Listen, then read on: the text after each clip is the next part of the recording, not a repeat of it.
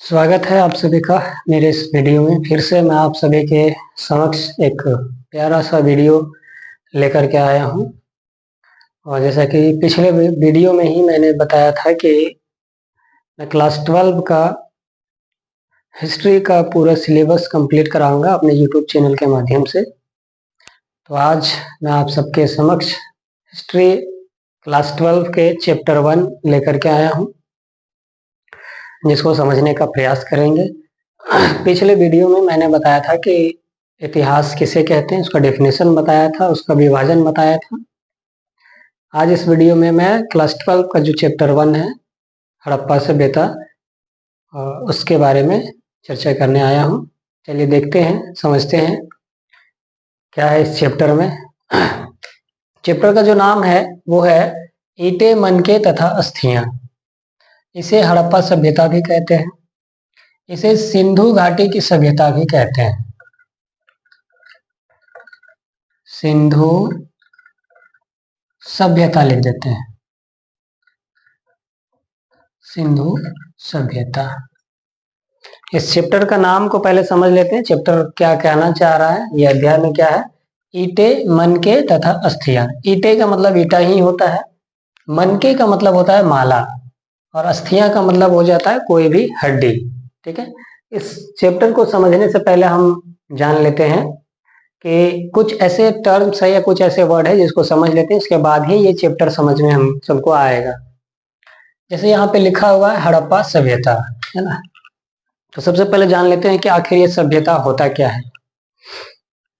तो सभ्यता अगर साधारण भाषा में कहा जाए तो सभ्यता का मतलब होता है कि मानव के जीवन जीने का जो शैली होता है, यानी कि रहन सहन, खान पान, पर्व त्योहार, मानव जो भी काम करता है उसे क्या कहते हैं, सभ्यता। यानी कि जब मानव इस पृथ्वी पर अवतरित हुआ था, जब इस पृथ्वी पर आया था मानव, तो शुरुआती दौर में मानव जो है वो सभ्य मानव नहीं था। ना तो उनको अच्छे से खाने का तरीका पता था, ना उनको कपड़ा पहनने का तरीका था, ना वो समाज में रहते थे, ना कोई पर्व त्योहार मनाते थे। तो वो जो मानव थे, वो मानव जो थे वो असभ्य मानव थे। लेकिन बाद में धीरे धीरे समय बीतते गया और मानव धीरे धीरे असभ्य मानव से सभ्य मानव की ओर जो है वो अग्रसर होते गए, है ना। तो सभ्यता का मतलब सीधा होता है मानव के जीवन शैली का तरीका, किस तरह से मानव रहते हैं, खाते हैं, कैसे समाज में रहते हैं, किस तरह के व्यवहार करते हैं, ये सभ्यता में आ जाएगा, है ना।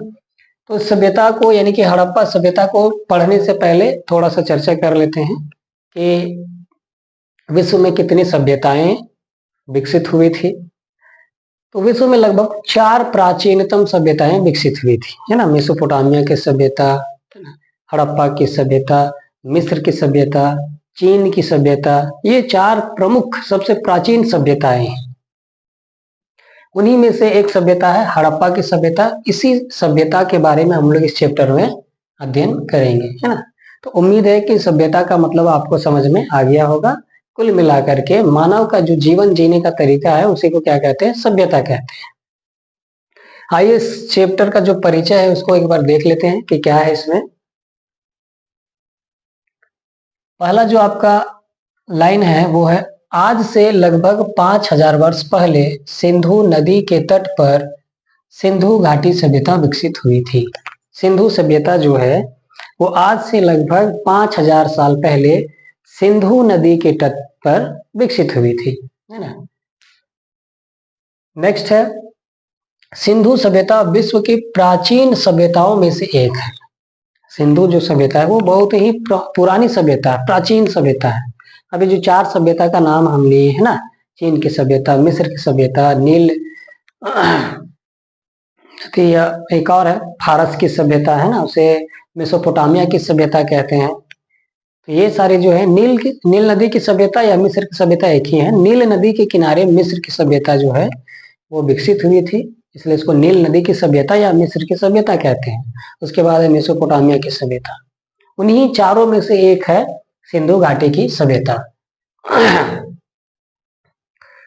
नेक्स्ट है, पुरातत्वविदों द्वारा सर्वप्रथम हड़प्पा नगर की खोज की गई थी, इसलिए इसे हड़प्पा सभ्यता भी कहा जाता है।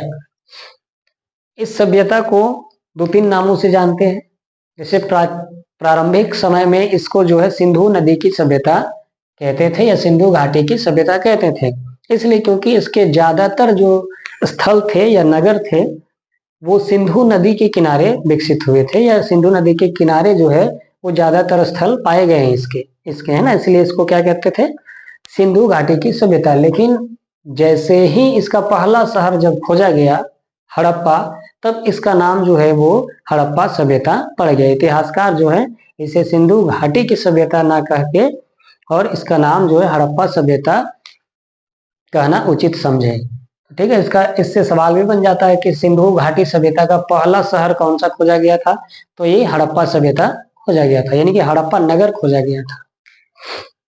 जैसे होता है ना कि कोई व्यक्ति है जब तक कुंवारा है तब तक उसको उसके नाम से जानते हैं, लेकिन जैसे ही उसकी शादी हो जाती है उसका जो पहला बच्चा होता है वो व्यक्ति जो है उसी बच्चे के नाम से फेमस हो जाता है, यानी बड़ा बेटा के नाम से ज्यादा लोग उसको जानने लगते हैं, या जब भी बुलाते हैं तो फलनवा के पापा या फलनवा के ये बोल करके बुलाते हैं। उसी तरह यहाँ पर जो पहला जो शहर खोजा गया था वो था हड़प्पा, इसलिए इसको सिंधु घाटी की सभ्यता के स्थान पर हड़प्पा सभ्यता भी कहा जाने लगा। नेक्स्ट है, यह पूरी सभ्यता एक त्रिभुजाकार क्षेत्र में फैली हुई थी। यहाँ से भी सवाल पूछ देता है ऑब्जेक्टिव में कि हड़प्पा जो सभ्यता है ये सिंधु घाटी की सभ्यता, उसका आकार कैसा था, वो किस आकार में फैली हुई थी, मतलब ज्यामितीय आकार कैसा था, तो ये त्रिभुजाकार थी, है ना। इसका जब नेक्स्ट बताएंगे विस्तार कहाँ से कहाँ तक था, तो उसमें पूरा आपको मैपिंग के माध्यम से बताएंगे कि कहाँ कहाँ तक फैला हुआ था। तो अभी फिलहाल इतना याद रख लीजिए परिचय में कि ये जो थी त्रिभुजाकार क्षेत्र में फैली हुई थी हड़प्पा सभ्यता। यहाँ से ऑब्जेक्टिव बनता है। इस सभ्यता को कांस्य युगीन सभ्यता एवं आद्य ऐतिहासिक कालीन सभ्यता भी कहा जाता है। सिंधु घाटी सभ्यता को कांस्य युगीन सभ्यता यानी कांस्य के युग की सभ्यता या फिर आद्य ऐतिहासिक कालीन सभ्यता कहा जाता है। जिस समय मैं पिछले वीडियो में इतिहास का विभाजन बता रहा था उस समय मैंने इस सभ्यता का नाम भी लिया था, और डिवीजन में मैंने इतिहास का विभाजन में 3 विभाजन बताया था। पहला था प्राग ऐतिहासिक काल, दूसरा था आद्य ऐतिहासिक काल और तीसरा था ऐतिहासिक काल। तो दूसरा वाला जो था आद्य ऐतिहासिक काल, उसी के अंतर्गत ये सभ्यता आता है ना। इतिहास का वह कालखंड जिसे ना तो लिखा गया परंतु पढ़ा नहीं गया ना, तो उसमें कुछ लिखा गया लेकिन पढ़ा नहीं गया। उसी तरह हड़प्पा सभ्यता में जो कुछ लिखी गई थी वो अभी तक कोई पढ़ नहीं पाया है।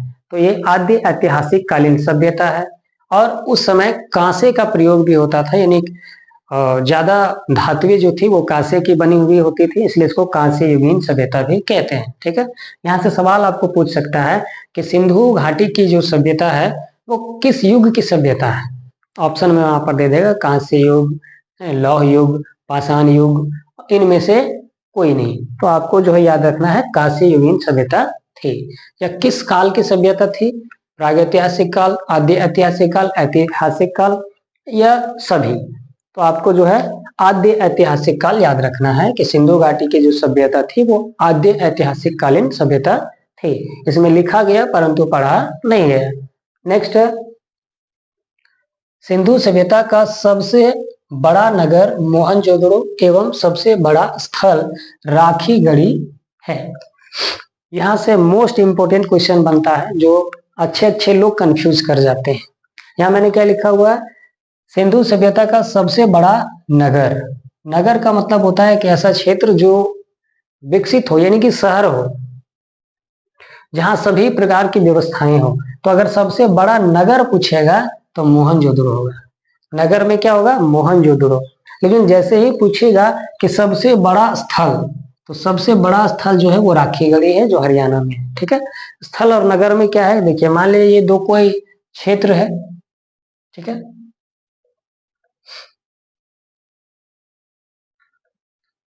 ये दोनों क्षेत्र में एक क्षेत्र विकसित है और एक क्षेत्र जो है वो विकसित नहीं है। तो जो विकसित वाला क्षेत्र है वो नगर की श्रेणी में आएगा, जिसमें सभी सुविधाएं जो है एक व्यवस्थित तरीके से, वहां के जो शहर का बनावट होगा वो एक व्यवस्थित तरीके से होगा। लेकिन जो स्थल होगा, जो जगह होगा, उसमें जो भी व्यवस्थाएं होगी वो नगर की अपेक्षा अच्छी नहीं होंगी, यानी कम होगी उससे। ठीक है, तो अगर नगर पूछे तो मोहनजोदड़ो और आपको स्थल पूछे, केवल जगह पूछे, तो वो राखीगढ़ है। ठीक है, तो यहाँ आप कंफ्यूज नहीं होइएगा। सबसे बड़ा नगर मोहनजोदड़ो, सबसे बड़ा स्थल राखीगढ़ जो हरियाणा में है। अब इससे और बहुत ज्यादा फैक्ट बताने वाले, ये तो परिचय है अभी। सिंधु सभ्यता एक नगरीय सभ्यता थी, ये भी पॉइंट मोस्ट इंपोर्टेंट है ना। ऑब्जेक्टिव में पूछ देता है कि सिंधु घाटी की सभ्यता कैसी सभ्यता थी, ग्रामीण सभ्यता, नगरीय सभ्यता, या कुछ और दे देगा ऑप्शन में आपको, तो आपको याद रखना है नगरीय सभ्यता थी। देख लीजिए, मानव कहां से कहां तक आया, पहले नगर बसाए, फिर इसके बाद जब हम पढ़ेंगे वैदिक कालीन यानी मौर्य काल से गुप्त काल तक का, उसमें जो है वैदिक कालीन में यानी वेद का जब रचना हुई थी उस समय ग्रामीण सभ्यताएं थी, यानी कि ग्रामीण में लोग जो है वो निवास करते थे, गांवों में निवास करते थे। पहले जो है शहरों का विकास किया मानव ने, है ना। तो ये जो हड़प्पा सभ्यता है वो एक नगरीय सभ्यता थी, ये बात आपको याद रखना है। ठीक है, ग्रामीण सभ्यता नहीं थी। अब इस चीज को जो पढ़ेंगे वही जानेंगे, नहीं तो जो नहीं पढ़ेंगे तो वो क्या दिमाग लगा लेंगे अपना पुराना कि नहीं पहले का है तो ग्रामीण होगा नहीं, बस शहर होगा ही नहीं तो ग्रामीण होगा, तो ग्रामीण में टिक मार के आ जाते हैं। ठीक है, नेक्स्ट है पुरातत्व। इतिहास को पढ़ने से पहले या इतिहास के बारे में जब आप पढ़िएगा तो आपको पुरातत्व के बारे में जानकारी होना चाहिए कि पुरातत्व है क्या, है ना। यहाँ लिखा हुआ देख लेते हैं, क्या लिखा हुआ है। पुरातत्वविदों को विभिन्न स्थानों पर खुदाई के दौरान जो वस्तुएं प्राप्त होती है उन्हें पुरातत्व कहते हैं, जैसे सिक्के, मोहरे, अस्थियां एवं मृदभांड आदि, है ना। मृदभांड मतलब मिट्टी के बर्तन। अब इसको अपनी भाषा में बता देते हैं, वहां क्या लिखा हुआ है। अगर आप इसको नोट करना चाहते हैं तो नोट कर लीजिएगा, लेकिन बता देते हैं। देखिए, पुरातत्व का नाम में ही स्पष्ट है, पूरा यानी पुराना तत्व मतलब कोई भी चीज, ठीक है, कोई भी वस्तु, कोई भी पुरानी वस्तु को ही पुरातत्व कहते हैं। ठीक है, जैसे कि जब इतिहासकार खुदाई करते हैं, स्थलों को खोजते हैं जब, तो वहां जो कुछ भी उनको मिलता है पुरानी चीजें खुदाई के दौरान, उसी को पुरातत्व कहा जाता है। यानी कि अगर एक लाइन में कहें तो इतिहासकारों को या पुरातत्वविदों को खुदाई के दौरान या किसी जगह के खोज के समय दौरान जो चीजें मिलती हैं उन्हें पुरातत्व कहते हैं। इनमें अब कई चीजें हो सकती हैं, यहाँ मैंने कुछ लिखा है, जैसे सिक्का लिखा है, मोहरे लिखा हुआ है, मिट्टी के बर्तन लिखा हुआ है, तो ये सारे क्या है, पुरातत्व हैं। ठीक है, अब ये पुरातत्व के बारे में जानना क्यों जरूरी है। अगर आप इतिहास पढ़ रहे हैं तो इसके बारे में जानना जरूरी है, क्योंकि कोई भी इतिहास, जिस इतिहास को पुरातत्व का प्रमाण नहीं है, यानी कि उनके पास पुरातत्व नहीं है, वो इतिहास जो है वो झूठी मानी जाती है। यानी पुरातत्व एक प्रकार से क्या है कि इतिहास का एक प्रमाण है। कोई भी इतिहास जब लिखा जाता है तो पुरातत्वों के आधार पर लिखा जाता है, इन पुरानी चीजों के आधार पर लिखा जाता है। तो जिस भी इतिहास को अगर पुरातत्व का प्रमाण नहीं है तो वो इतिहास जो है वो बालू के नींव पर टिका हुआ के समान है। जिस प्रकार से बालू पर कोई बालू का नींव अगर बनाइएगा तो बालू कभी भी धंस जाएगा, तो वो नींव मजबूत नहीं होगा। उसी तरह से अगर इतिहास लिखा जा रहा है तो पुरातत्व का होना बहुत जरूरी है, नहीं तो इतिहास जो है वो झूठा माना जाएगा। ये प्रमाण होते हैं। ठीक है, पुरातत्व आपको समझ में आ गया होगा, उम्मीद करते हैं। अगर नहीं भी आया होगा तो आप कमेंट कीजिएगा, अच्छे से डील करने का प्रयास करेंगे। मेरा लैंग्वेज कैसा लग रहा है, अगर थोड़ा जल्दीबाजी में पढ़ाते होंगे वो भी कमेंट कीजिएगा, जैसा भी आपको लगे कमेंट जरूर कीजिएगा। नेक्स्ट आते हैं, देखते हैं पुरातात्विक उत्खनन। पुरातात्विक उत्खनन क्या होता है। पुरातत्वों को खोजने के लिए जो खुदाई की जाती है उसी को पुरातात्विक उत्खनन कहते हैं। इसको कौन करते हैं, तो पुरातत्वविद करते हैं। जो पुरातत्वों की खुदाई करते हैं उसे पुरातत्वविद कहते हैं। पुरातात्विक उत्खनन जो है वो क्या होता है, उसे दो तरीके से खोदा जाता है। ठीक है, पुरातत्वविद जब किसी जगह का खोज करते हैं, उसमें खुदाई करते हैं, तो दो तरीके से खोदते हैं। एक तो लंबवत खोदते हैं, लंबवत ऐसे, और एक क्षैतिज खोदते हैं ना, ऐसे खोदते हैं। दो तरीके से खोदते हैं। तो पहले उन लोग जो है, जो पुरातत्वविद होते हैं, वो लंबवत खुदाई करते हैं। लंबवत क्यों खुदाई करते हैं, इसलिए करते हैं ताकि वस्तु, जो भी वस्तुएं खुदाई के दौरान प्राप्त होगी, तो जितनी गहराई में प्राप्त होगी वो सभ्यता उतनी पुरानी मानी जाती है। जब पुरातत्वविद खुदाई करते हैं तो कोई भी वस्तु उसे जितनी गहराई में प्राप्त होती है वो इतिहास जो है उतना पुराना माना जाता है, क्योंकि उन्हीं पुरातत्वों के आधार पर ही जो है वो काल का निर्धारण किया जाता है, समय का निर्धारण किया जाता है। तो इतना समझ में आ गया कि पुरातात्विक उत्खनन क्या है? कुछ नहीं है, बस पुरातत्वविद या इतिहासकार भी आप कह सकते हैं, जो खुदाई करते हैं उसी को पुरातात्विक उत्खनन कहते हैं। तो कितने तरीके से खोदते हैं? दो तरीके से खोदते हैं, एक तो लंबवत खोदते हैं और दूसरा क्षैतिज खोदते हैं। ठीक है, लंबवत खुदाई के दौरान पहले लंबवत ही खुदाई की जाती है, उसके बाद क्षैतिज खुदाई की जाती है।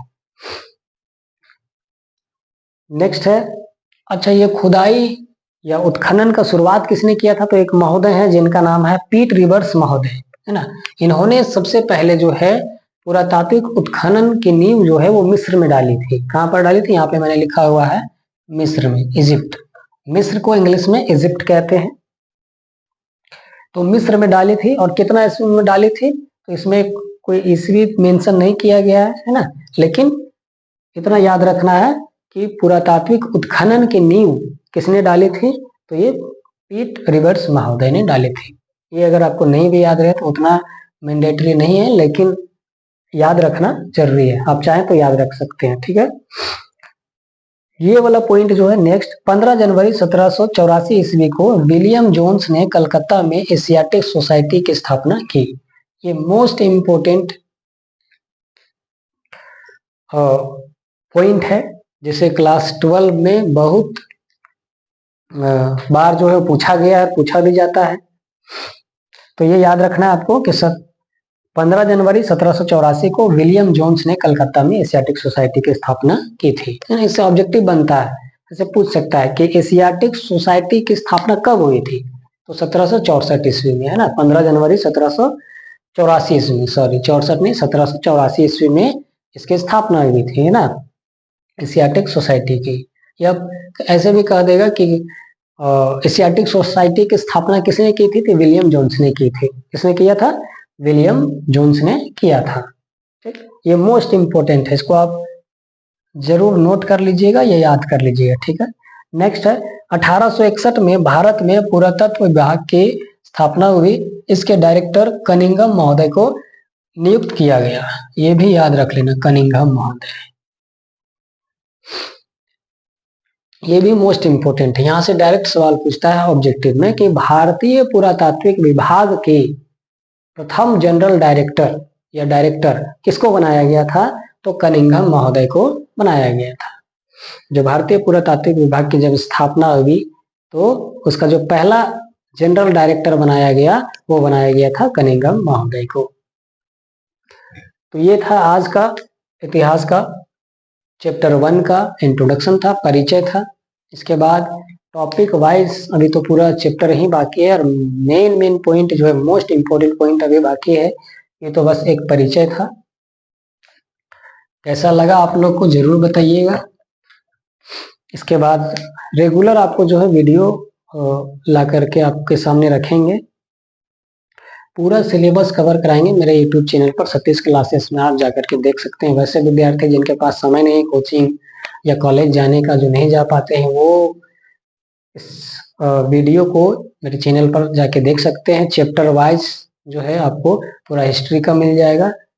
अगर आप लोग का रिस्पॉन्स अच्छा रहा तो पॉलिटिकल साइंस और ज्योग्राफी का भी हम जो है पूरा कवर करवा देंगे, सब करवा देंगे। आपका ऑब्जेक्टिव भी चैप्टर वाइज, ऑब्जेक्टिव सब्जेक्टिव पूरा कंप्लीट करवा देंगे। बस आपका रिस्पॉन्स अच्छा होना चाहिए। अगर कहीं कमी लगता है, किसी तरह का कोई दिक्कत है या मेरा लैंग्वेज समझ में नहीं आता है, तो आप कमेंट जरूर कीजिएगा। मैं थोड़ा सा ठीक से एक्सप्लेन करने का प्रयास करूँगा। थैंक यू, धन्यवाद।